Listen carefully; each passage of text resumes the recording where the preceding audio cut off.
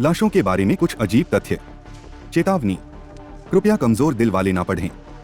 जमीन की अपेक्षा पानी में लाश 4 गुना ज्यादा तेजी से सड़ती है। मरने वाले की श्रवण शक्ति सबसे अंत में खत्म होती है, अर्थात मरने वाला अपने सगे संबंधियों के रोने की आवाज सुनता रहता है। इस दुनिया की सबसे बुरी दुर्गंध सड़ी लाश की होती है।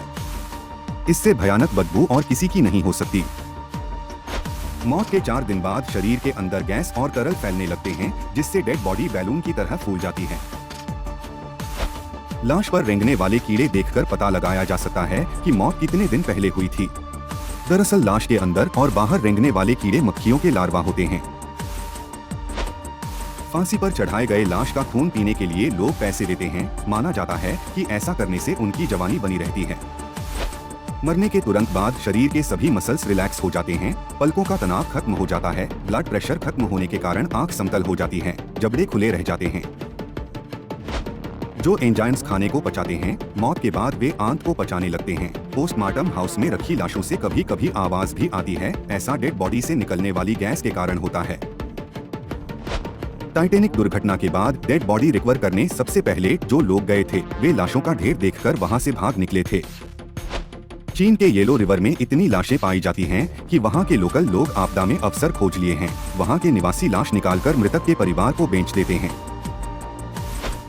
फ्रांस में अगर लाश भी भेजनी है तो उसका पासपोर्ट बनवाना होगा। इंडोनेशिया के तोराजा में एक ऐसी प्रथा है जिसके तहत यहाँ के लोग अपने मरे हुए परिजनों को उनके ताबूत में से निकालकर उन्हें नए कपड़े पहनाते हैं और उनके सामने खाने पीने का सामान रखते हैं। इंसान के मरने के 10 से 20 साल बाद शरीर की हड्डियां गलना शुरू होती हैं। मौत के बाद शरीर का निचला हिस्सा पीले या सफेद रंग का होने लगता है, जबकि शरीर के ऊपरी हिस्से में जहां खून जमता है वो लाल या नीले रंग का दिखने लगता है। मरने के बाद अंगुलियों और पैरों के नाखून सूखने लगते हैं और सिकुड़ने लगते हैं, जिससे कभी कभी ऐसा लगता है कि ये बढ़ गए हों। भारत में पारसी समुदाय अपने शवों को दफनाने या जलाने की बजाय गिद्धों का भोजन बनाना पसंद करते हैं। यदि किसी आदमी का सिर काट दिया जाता है तो वह इसके बाद भी 20 सेकंड तक चेतन रहता है। वैज्ञानिकों का कहना है कि किसी भी व्यक्ति की बुढ़ापे से मौत नहीं होती, वरन वह बुढ़ापे के कारण होने वाले रोगों से मरता है।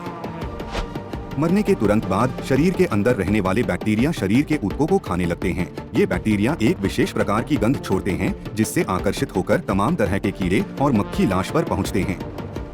लाश पर सबसे पहले boat flies, house flies, flush flies पहुंचती हैं। ये मक्खियां लाश के मुंह, नाक, कान या घाव में अपने अंडे देती हैं। ढीठ मक्खियां नमी वाली जगह पर अंडे देती हैं। डेड बॉडी में ऑक्सीजन न होने के कारण एनारोबिक बैक्टीरिया शरीर के अंदर फैलकर हाइड्रोजन सल्फाइड और मीथेन गैस निकालने लगती हैं। इसके कारण असहनीय दुर्गंध डेड बॉडी से निकलने लगती है, जिसे पकड़कर कई किलोमीटर दूर से लाश खाने वाले कीड़े लाश की ओर बढ़ने लगते हैं।